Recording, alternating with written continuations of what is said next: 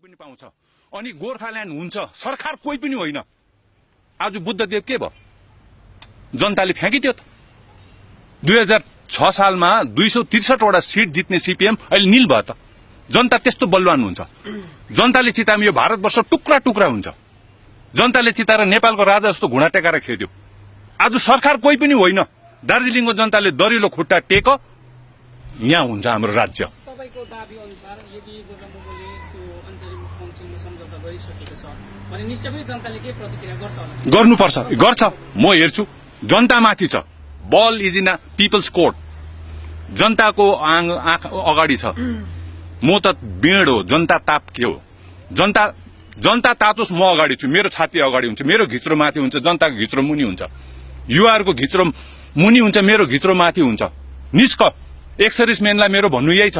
एक्सर्भिसमेनले के यो बंगालभित्रको काउन्सिल थाप्नुको लागि लडाईँ गरेको, सिलगढीमा डन्ठा खाएको, खुन बगाएको, कि बंगालदेखि बाहिर निस्केर गोर्खाल्यान्डको लागि बगाएको?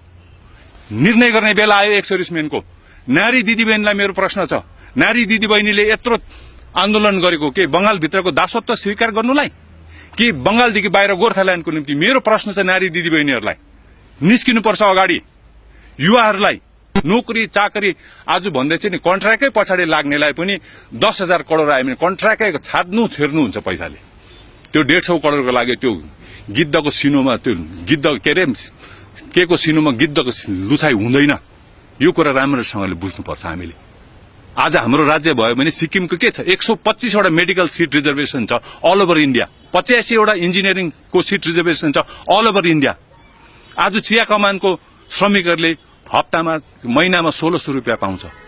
यो महँगीमा 1600 रुपियाँले 4 जनाको जान कसरी पाल्दै होला?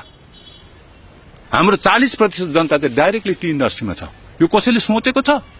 सुन मार्ने नेताहरूले सोचेको छ? नयाँ नयाँ गाडी किन्ने नेताहरूले सोचेको छ? लिडरहरूको त 18-19 वटासम्म गाडी भएको त दार्जिलिङको जनताले भन्दैछ।